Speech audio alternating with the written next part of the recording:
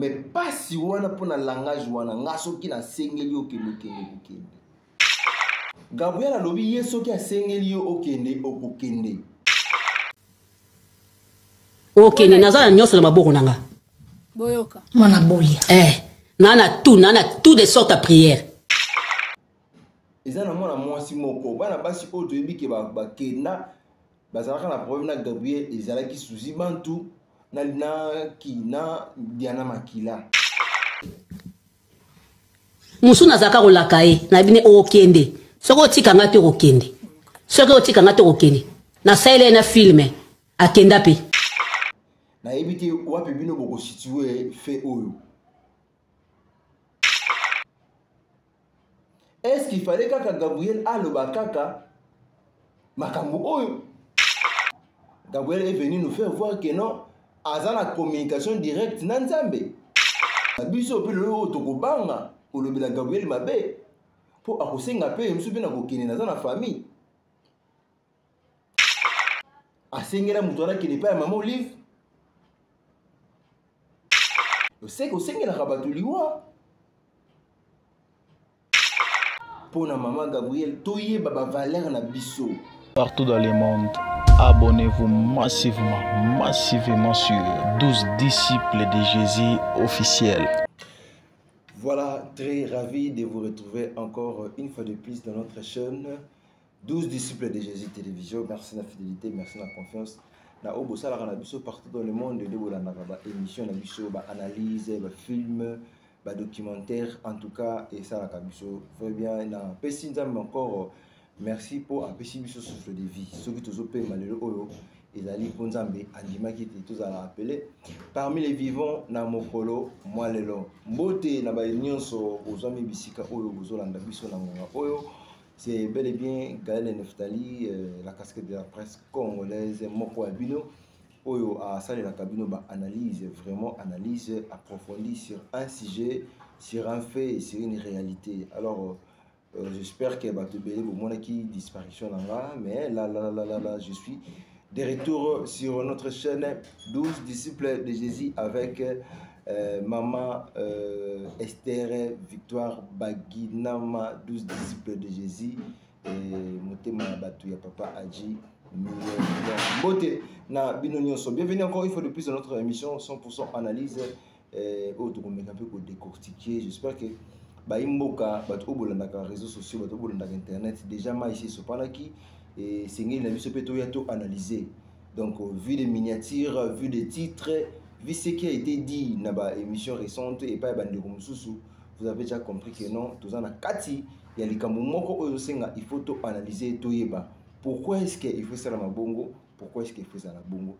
Là, je profite de dire un grand merci et puis ma salutation est le plus distingué na maman mon peuple Koki, maman Yvonne Nzongo, ici que vous avez une question mbote motema leader Claude et la mise à bongo na Loris, moi na boss motema ya Corinne Mondila. Donc maman Aboupia et mbote la tout ma famille également tout ba soutenir kanga. Là, je vois Aigle Jaune, maman ma cause monde Dorcas, Aigle Jaune depuis Bissy Kezamio et Demobis. Pourquoi pas aussi à Chantal Edoula, Pierrette Silou, Marie Silou, Fiston Munzo et Likondi, Balobi Wananoko, et pourquoi pas aussi à Demobis. Et là, sans oublier, et grâce à Nzei, maman la bango nyonso. Donc, bienvenue dans notre émission. Tout le monde un peu comme ça analyse. Mais analyse notre biso, et ça sur quel propos? J'espère que vous m'avez dit un titre, vous m'avez miniature, vous m'avez un peu sur les propos oyo ya Gabi Abimisi. Pourquoi on a pris tout sur la Syrie? Parce que ça la biso passi. Ça la biso passi, surtout beaucoup plus communauté congolaise.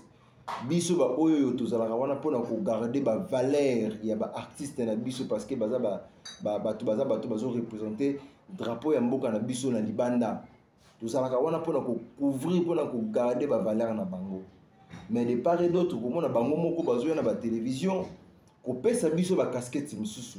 Alors ils ont pesa biso passe biso na confusion parce que pourquoi pour biso zalaka wana pona ko défendre ba valeur na bango. So ni zo na biso pourquoi tant oyo ko ya au défendre valeur na ye, mais ye moko ko leka kuna alobi le contraire ya oyo zo défendre sérieux.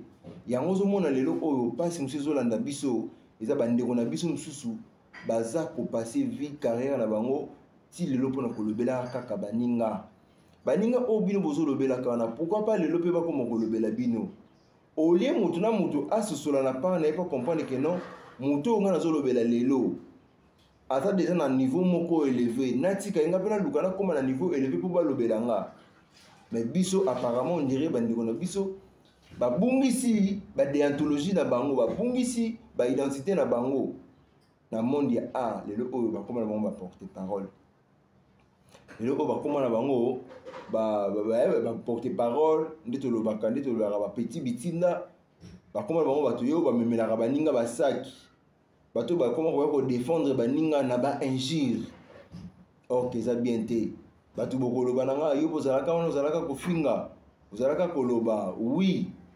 bokolenga oyo esi eleki te balobi le passé ya mutu erattrape ye te soki bino bozwa kotala nga na bandaki kofinga lelo oyo nga nafingaka lisusu te alors na ye mpo tobeka mpe kosala analyse wana sur les propos tenus par qui? Par Gabriel. Parce que les propos tenus par Gabriel bato oyo bayokaki yango tozalaka so tozoloba likambo tozalaka na 50% oyo bazwaka yango na ndenge na bango ya malamu mpe 50% oyo bazwaka yango na ndenge na bango ya mabe. Alors na kolinga tosala analyse ya propos oyo ya Gabriel ngai na bino toyeba est-ce que eza malamu est-ce que eza mabe. Soki eza malamu pourquoi est-ce que faka le babongo et soki eza mabe pourquoi est-ce que faka le babongo.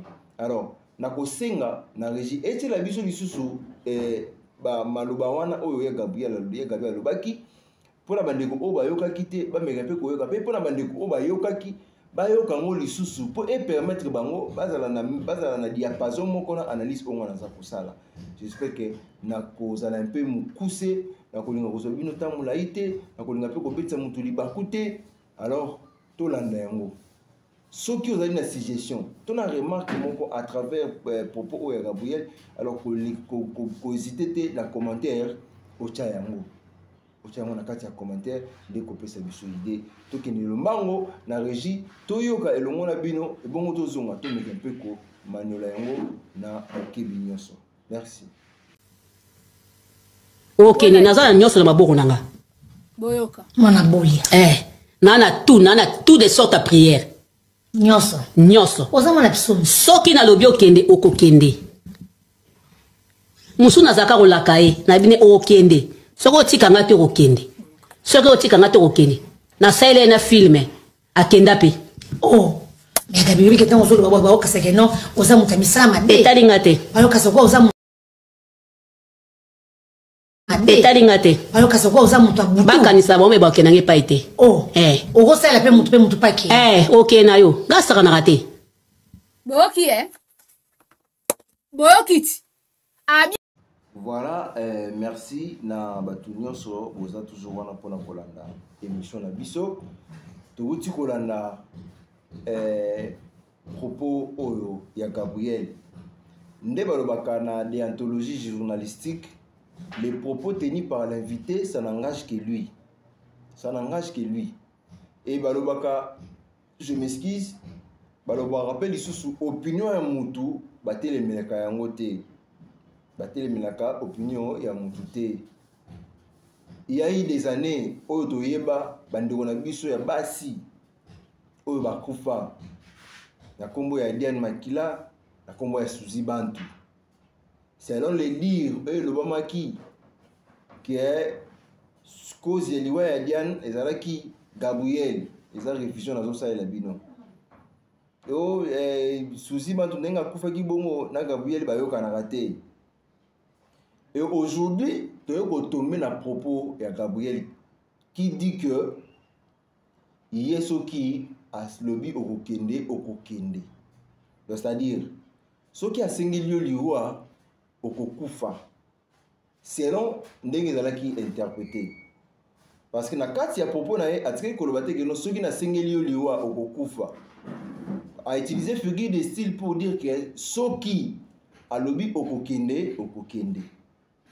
Une fois encore de plus, merci à maman Victoire Baginama et ma salutation également spéciale à maman Judith Petika, madame Yafisto Monzoi et salutation également na maman maman ya orphelin na kombo ya maman Espoir fait vivre maman Espoir fait vivre la pesio bamote bisiki ezwami yo et pourquoi pas aussi à maman Nadine Ntsala donc voilà bah merci à bino donc ndenaza koloba propos ya Gabriel alobi teke soki ngai nasengi yo liwa okokufa mais alobi soki nasengi okende okokende. Alors na kati ya figure de style wana to comprendre que ça na momoko eza masqué wana eza codé eza langage codé soki nasengi yo liwa okokende po ndeko na biso journaliste atunie bakoya kokanga ondoki abi soki bakokanga ndoki kutu mafu. Donc par là que tozongi siko na terme oyo na terme oyo utiliser soki asengi yo kende okokende c'est-à-dire okokufa tokende na fait moko positif et que ya Gabi alobi bongo pourquoi avec raison. Si on doit se poser des questions, c'était quoi la raison ou la motivation pour épouser Hassan Aloba bongo. Lelo oyo internet ebetaka bandeko beli mabaku okomona ndeko azali émission bakati na temps fort propos moko oyo ebimaki ebimi na ndenge mabe bandeko bakozongo bamatisi yango na toile bato bakotourne kaka tout autour ya propos wana oyo ezalaki bongo na temps fort. Mais soki bokoti na mozino ya émission boko comprendre que non liloba wana ezalaki koli na liloba mosusu oyo eza na sens mais bakati kaka place eza na sens cité babimisi yango mpo ebetisa bandeko libako. Mais aujourd'hui on se rend compte que ce n'est pas le cas avec les propos de Ndeko Gabriel. Aujourd'hui les gens s'en fichent de se bannir leur réputation à cause d'internet. Et aujourd'hui les gens s'en fichent de bannir leur réputation à cause de l'émission. Or, que non, nous sommes des parents. Derrière nous, il y a des familles, il y a des enfants, il y a des mamans, il y a des papas, il y a des nopos, il y a des petites sœurs, il y a des grands, il y a des yaya. Comment est-ce qu'on peut passer à la télé et tenir des propos pendant qu'il y a eu un moment où il m'a quitté le monde, il y tourné tout autour de toi vis-à-vis à l'Iwa et Songolo Pakala. Et aujourd'hui, ceux qui vont tourner regarder contre eux. Où sera ton sort? Bandeko. Toyebaka nini oyo tokoleka na émission po toloba tolingaka te totukaka mitema ya bato.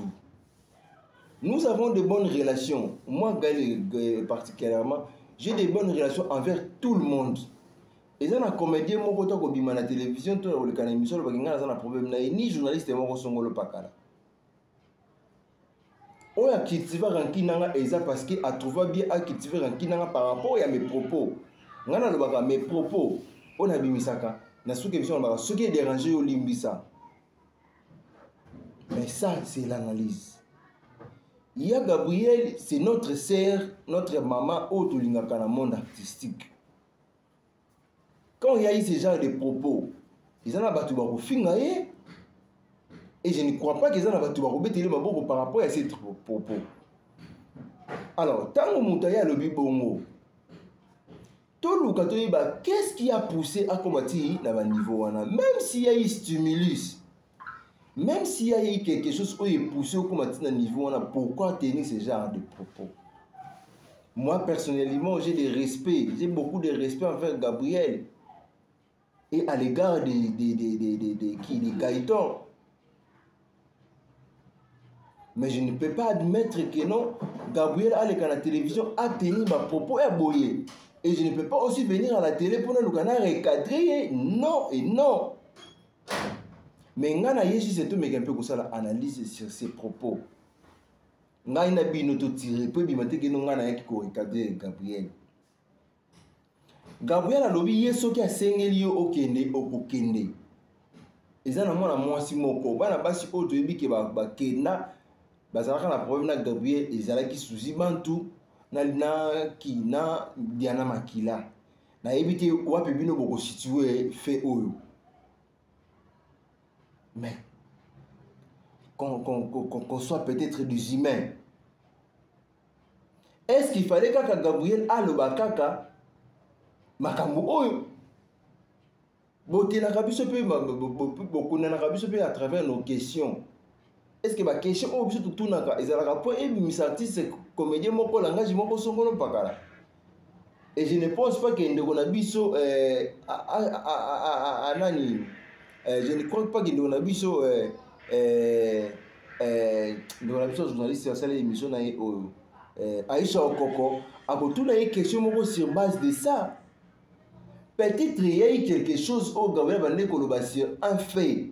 Ne me mettre à niveau ba no ngai ba sakana na ngati ngaso ko sakana na lubi ko kende. Peut-être ils ont ali kamo comme ne koloba avant. Aujourd'hui on voit sur la toile que non kaka wana que non ngaso ko sakana na ko kende. Et puis elle donne l'exemple parce que place o ebomi et place o ekwesier na exemple wana. Ils ont moi simoko aloba akenda. Na sengela epena. C'est par là. Pour conclure, Gabriel est venu nous faire voir que non, à la communication directe Nanzambe.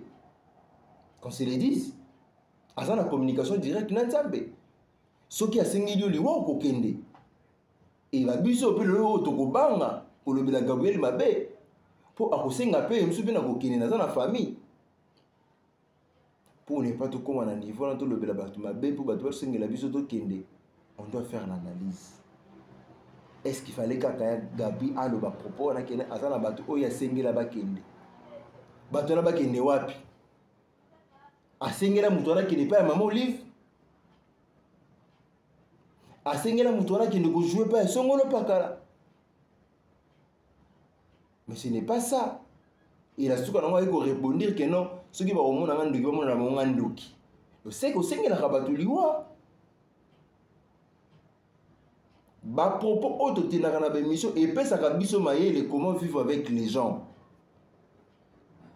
Aujourd'hui on a monde à théâtre, je ne crois pas batu ko bazaki na bolingo mususu ya 100% na Gabriel bakolo bazala na ngolo susu te bako diminuer parce que bako comprendre pe bako tirer ça na bako bako tirer comme ça bako Gabriel azandoki to lo bango.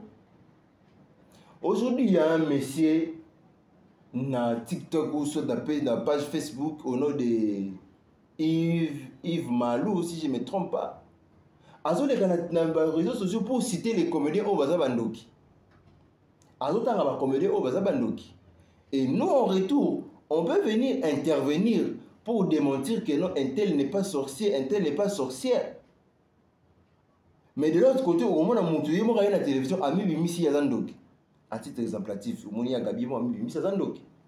Parce que ceux qui ne découvrent Yves Atangi Gabriel Azandoki, beaucoup condamnés. Tout y est baka, nini tozoya koluka na internet, nini tozoya koloba. Aujourd'hui, na internet, les gens ne parlent plus de leur carrière. Pourquoi?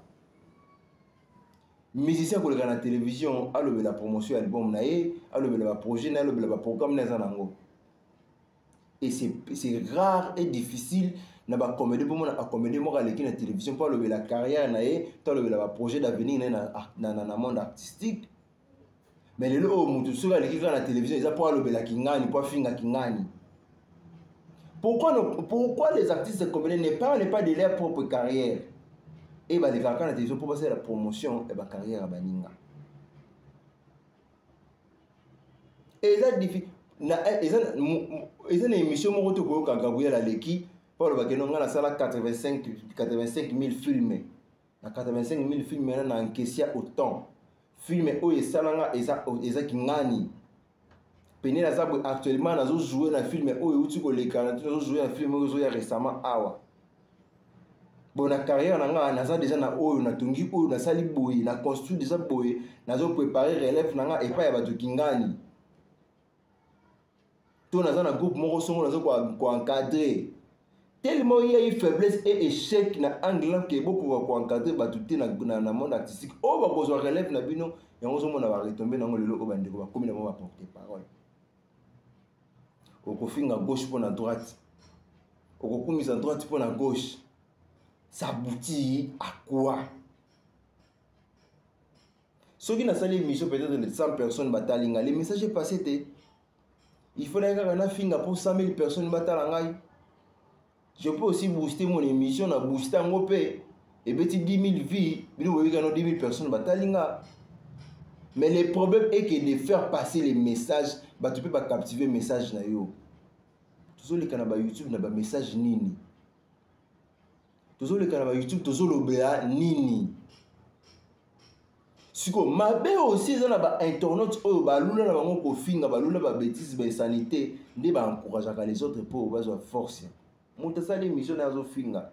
Oyebi que déjà oyebi que non oyo ne le karabu finga na okota na émission na pour une fois que vous cliquez vous déjà sali envie. Oyebi que non muto afinga ka okota na émission na ye pourquoi? On a cliqué quand on a tela ka temps fort mais tant que temps fort ya moni kuna déjà 1. Tant que vous avez 100 000, déjà il y a bini azotala. Tous à la fanatique qui a ma finga té. Et monsieur le king de Colombie m'a dit, vous taquez dans commentaire.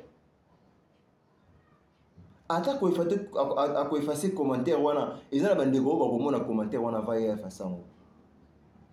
Et qu'on redresser ba tout sous. Il y a des mamans, il y a des papas au bazar na monde cinéma, bazo comprendre les valeurs na bango té.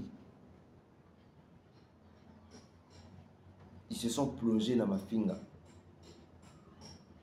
Ils se sont plongés dans la futilité. Prochainement, on va analyser sur les rôles. Parce que nous avons dit dernièrement, on a dit que on a sauvé na biso mbali sombo. Azo ko acclamer les parenthèses mon afungoli azo ko acclamer Jérémy Chaban pour azo benga na ba film. Et bon les autres ba benga ka été pourquoi? Les analyses mon on revient en haut après. Donc on peut expliquer sur ça. Alors, pas si ça parce que bande koboza on a pour applaudir ma bé.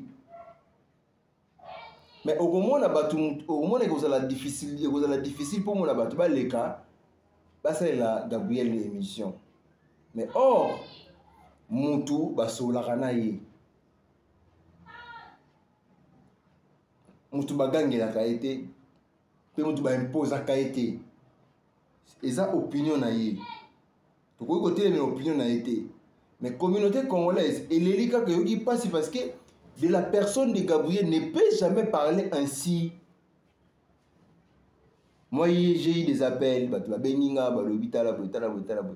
j'ai cette estime et respect à ma casse envers maman Gabriel. À sa maman parce qu'elle a un jeune garçon le rôle en tête dans un mukolo et moi il y a 5 ans, il y a 6 ans, mais naza quand même moi na respect wana aza yaya za maman. On ne peut pas coller capoto crucifier. Mais pas si on a pour un langage ou un ngaso qui n'a sengeli au Québec. Pour na maman Gabriel, toye baba valeur na biso. Toye ba ko bomba bo soto na biso. To comme na ba âge mon koto soigner image ya ba bêtise et l'équipe passée. Lelo to bongisa o yebe ba kilobi. Mais ceux qui te considèrent que bon makaka kitoko te